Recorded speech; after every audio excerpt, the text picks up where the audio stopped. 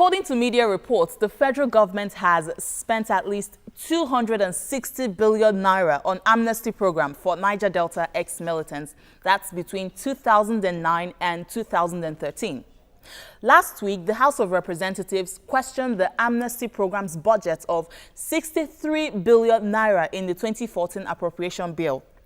The House was outraged because the program's bill is said to be higher than that of water, which is 37 billion. As a follow-up on the amnesty program, the federal government has set up a panel to work out modalities for the implementation of dialogue and peaceful resolution of security challenges in the north. Now, a lot of questions actually come to mind.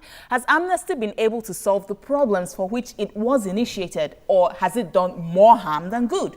And lastly, what kind of amnesty can be given to the Boko Haram sect?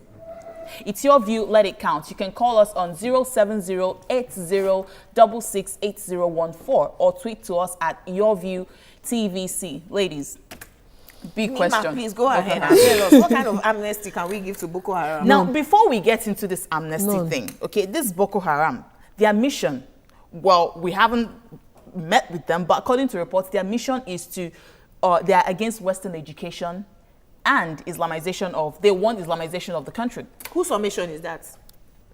It's on the Punch this morning. Who told the Punch that? Well, whoever told them, it's on report. It's a national paper. They haven't come out to say that this is what the issues are. God bless you. So we should just continue to pretend like we don't know what they want. Even if there are submissions and whatever that people have brought out, you know, even if there are submissions that people have brought out. My take is, you know, in as much as everybody deserves a second chance, I don't believe that we should discuss amnesty for Boko Haram. The amnesty that was given to Niger Delta, look at the figures that we've seen. How has it affected the lives of the citizens, the local communities? How has it affected their lives? We've not seen much development happen. Now look at Asari Dokubo, for instance. He was given it was part of this amnesty beneficiaries and all that. You now want to build a university. You now take it to Cotonou and you tell me that, so as far as I am concerned, whether Niger Delta or Boko Haram, I don't believe in amnesty. I don't believe that. I believe in pardon, but I don't believe that they should waste so much funds on those kind of... Let's draw the line. Let's draw the line with the Niger Delta militants, amnesty and Boko Haram. Now, when those guys were fighting, they were fighting for something on the development of their area. My state is the Niger Delta state, although I've not benefited from it. But they were fighting for something. We knew exactly what they wanted. Now, these Boko Haram people just move into a particular community, kill people, steal from them, kill them, totally burn their houses, destroy everything, and move out. What exactly do you want? Exactly. Can I ask now you a question? we're just implying from the name that Boko Haram means they're against Western education, so they don't want us to be Westernized. Yes. I was educated. I'm a Muslim girl. Yes. How do you want me to align with such a thing? I benefited from the education that I have. In fact, I'm here today because of it. How do you want me to align with such a thing? Now, if that's the only reason why you want me to kill people, it's wrong. Can I read out how much these ex-militants get? Oh, that's interesting. We need to hear Tom Polo, who is Mr. Ekpemu Polo, gets $22.9 million per annum. Asari Dokubo gets $9 million per annum. That's 1.4 billion naira. And Tom Ateke gets $3.8 million. I'm not even converting to naira. And then somebody like Asari, when he gets his money, goes to build his school. So we're giving our money to be taken abroad. And how has that amnesty, all it has done is to make sure that these people are calm, they're not fighting. It hasn't put infrastructure in the Niger Delta, except once in a while they come on TV and say, well, built one road. And then that. There are two different outfit. I totally agree with you. But NDDC is seen to this is what I'm saying. Amnesty, they are just taking the money. One second, Nima. This is what I'm saying. Amnesty for the ex-militants, I don't agree with it in the first instance. If you're giving them scholarship and taking them to school because they are underdeveloped they're the ones producing the oil that you are all enjoying, it makes sense. But when you're giving a few individuals because they are armed militia, when you're giving them money, then you encourage people like the Boko Haram to come and say, you know what, we also want a share of the national cake. We're going to carry arms. But help me find out whether the Tompolo Asari Dokubo and co are under the Amnesty program? Because I know of those people. Of some people who are benefited by the Amnesty program. No, you know, Amnesty. Those that have been educated. One second, guys. Been educated. Now, this Amnesty program, okay, it is not. Why is Nigeria getting into it at all? Doesn't it paint a picture of us as weak, that we cannot handle security issues in the country, so we're trying to move away from it, shy away from security issues, and just waste money on these people? When there is an issue... Let me quickly correct myself, though. The amount I read out is given to these individuals to guard the pipelines. Yes, that's different from Amnesty. That's different from... When we have an issue, we shouldn't back down and use certain things to cover it up. Now, you're saying they spent a lot of money on vandalization of pipeline to protect it from being vandalized. And yet, last week, the NNPC, we heard them say that they lost a lot of revenue as a result of vandalization of pipeline. So who is deceiving who here? Am I supposed to be like a child that I don't know what's happening? Now, see, I wanted to ask her a question, because she was saying that she has not benefited from this thing. How do you expect to benefit from Amnesty, for instance? How do you expect to? No, I meant my state. Edo is under the NDDC state, under the Niger Delta states. Why is it not being developed? I've never heard of any building or any road done by NDDC in Edo State. Yes. And you guys are under NDDC? Yes. Oh, they are not reached. So what is now the essence? And they are still taking the money. So what is now the essence of this Amnesty program? So I feel that's what I'm saying, there's a difference. NDDC and Amnesty are two different things. NDDC sees to development. One second, Nima. You're not getting the point. Whatever funds that have been brought out as a result of Amnesty, it's supposed to be meant for the development of the community. And when we don't see this development, then how do we now measure that these funds are truly being put to productive use? When you read, Sandy, please, 1 minute.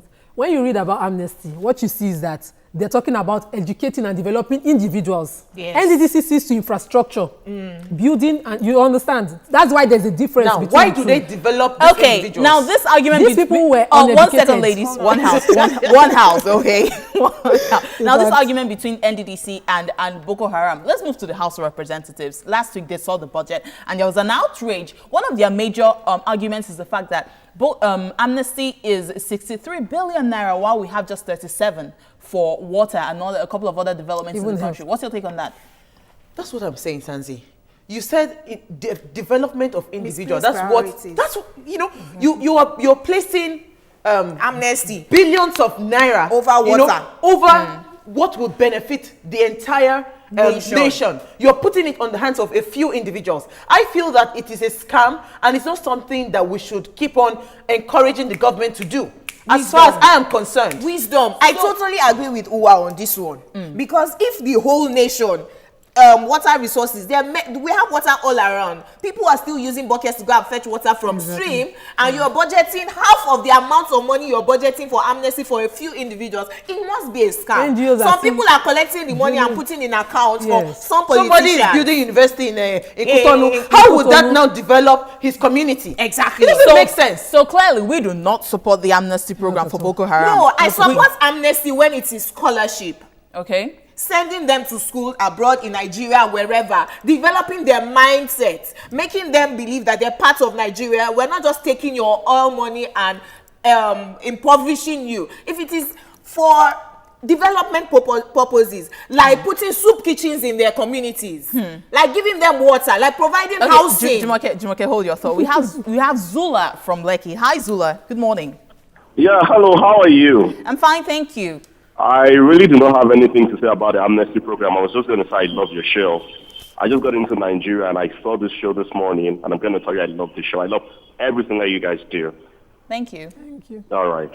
Thank you so Take much, care. Sula. Thank you. Okay. Bye. So, Jumoke, moving back to you. So, she has differentiated that Amnesty is for individuals, NDDC is for infrastructural development. We're not seeing what NDDC is doing with all the money they're getting. And but Amnesty, even the Amnesty, build how schools. many people have They're not come building back schools from this they're giving them so-called international scholarships. Hold on. How many people, even in Amnesty, how many Okay. of them have we seen come back to their economy? I mean, to their To help the community, community. to help the community. We don't see that. What we hear, we see individuals just being enriched by the day, That's and all. it doesn't make sense. and then what we hear, if their salaries come late, the next thing you hear them say is, we are going to carry arms, oh. We'll go and kidnap. So you are paying them just not to carry arms. Then it means that if I want to enrich myself as a Yoruba girl, I should become just carry gun. Okay, Nima, do you have a contrary view? No, I don't have a contrary view. In fact, I think that the entire purpose of amnesty has been defeated. Why Yar'Adua brought the amnesty program in. Why he did it was so that these people would rest. They wanted education. They said the oil companies were not employing them because they were not educated. And then they started it. And then they started giving them scholarships abroad. Someone that did not write WAEC, that never went to secondary school, suddenly had scholarships to go abroad. Sonsi, there's something there we call misplaced priority. In fact, you know, when you take someone that has no future plan, no vision for the person's life, and you hand over some form of resources, what do you think? The person will go haywire, the person will go crazy. If you want to give amnesty, come and give somebody like me amnesty that I have it. No, it's true. I'm just telling you that I have a plan and I have a vision for my life. Give me amnesty, then I will put that amnesty to good use. Or even the victims of Boko Haram. Thank you. Don't just give every Tom, Dick and Harry amnesty in the name of saying you're giving amnesty. And at the end of the day, people will not make any profitable use, benefit from those kind of amnesty. Okay, so if we are not granting these people amnesty, how else do we suggest we battle this situation? Listen, the way the government can battle the situation is the government to take charge of developing these communities. If the government begins to provide hospitals, begins to provide schools, begins to provide potable water, good roads, and an enabling environment that every human being can survive, then we don't need this amnesty. I hold your thought. Tony from Ikorodu. Tony, good morning. Hello, good morning. Hi, welcome to the show. Yeah, I want to contribute to. Hello? Yes, we can hear you. Please go on. Yeah, I want to contribute to the amnesty of the thing. Okay. Go ahead. In addition to what you have said, they should secure our borders. In addition to what she said, they should secure our borders. Our government should secure our borders. I'm telling you, I have the belief that Boko Haram people are not Nigerians. We can't be killing ourselves. 260 billion naira for 30,000 ex-militants. That's a lot. Now, if you don't want to encourage everybody across the country, I will become a militant. If you don't want to encourage people to carry arms, if you are putting your 63 billion per annum into building schools, making soup kitchens, providing housing, infrastructure, because you are getting the money from Niger Delta, invest a chunk of it into the community, not giving individuals money. Thank you, And anybody who says, now that I have all of this infrastructure and there's now employment based on all the work going around, now your youth have employment. If you still not carry arms, then we send the military into because then you don't have a good ground. See what has happened. But giving them money, it means everybody should then go and carry arms. A perfect example is Akwa Ibom State. That's what I wanted to say. What happened in Akwa Ibom State? Their government created jobs. Even their house girls left. They are going back from Lagos. Everybody's leaving. But they are not carrying arms. Every person from Calabar is going back to their state because now there's an enabling environment. If I decide that tomorrow, if I work hard, I'll get some form of money, I will be able to get it because the government has laid the foundation where I can become somebody. With all due respect to the Ijaw people, you hear Asari Dokubo saying Ijaw nation. Is it that the Ijaw people naturally just want to be lazy and start getting free money because they're drilling from them? I think we should ask them that. If you circle this issue very well, you see that it's settled on them. Okay, let's have Abimbola from Ikeja. Good morning, Abimbola. Hi there, how are you ladies? I'm fine, thank you. Okay. Let's hear your view. I tend to agree with Owa that the government has to take control and be in charge indeed. Because, you see, it goes beyond just the amnesty. It's about the issue of regionalism and believing that we are not a country. Because when we are all operating under one constitution and the leadership of the nation takes that direction in inspiring the aspiration of the society, it wouldn't be a case of we need to give amnesty to people from the Niger Delta. We need to sort out the issue of our Marjories in the north. It's not going to be a case of what people believe in the south. It's going to be a standard, and it's going to be monitored, and it's going to be evaluated, and it will be delivered. So, but again, it shows the fabric of the nation, and that's what is also playing out at the moment in terms of the national conference. Everyone is going back into their regional thinking. So you wonder why the leadership does not seem to be in control, because we all want to go back into our little shells later on in society and not forming forward or going ahead with one nation. So as far as we're still divided that way, I think we're going to keep having this problem. And it's a case of settlement for each region. So it's about how best you can negotiate. So that's my contribution. Have a good day. All right, thank you very much, Ambibola. I'm not a supporter of negotiating with terrorists. There's something I want to add. Now, if you say you want to bring amnesty as a part of your confab talk for Boko Haram people, what would you be offering them? At least we know that Niger Delta, you're offering them training. You're offering. These are the people that we know that they are against, because if you're not against schools, I don't see why you will go to secondary schools and kill people, kill children. So what would you now say would be the basis for your deliberation? If you want to bring Boko Haram, you want to say you want to now start offering them amnesty. This thing is encouraging so much impunity. I am sorry to say. You can't keep on saying that you want to give amnesty to people. You need to put a firm what's it called? Foot on the ground and say, this is what is going to happen. It's either you take it or you leave it. And for this Niger Delta amnesty, the only way they can stop it is if government decides to take ownership of developing those communities. Okay, so, well, Jumoke, do we have tweets? Yeah, let me quickly check. Just about 2 or 3. Yeah. I haven't seen any all day. No, not okay. yet. Well, I think so we have to take your word for it. Can I quickly take Okay, let's take it. Good morning, ladies. Thanks for Friday program. Really enjoyed myself. More grace to your elbow.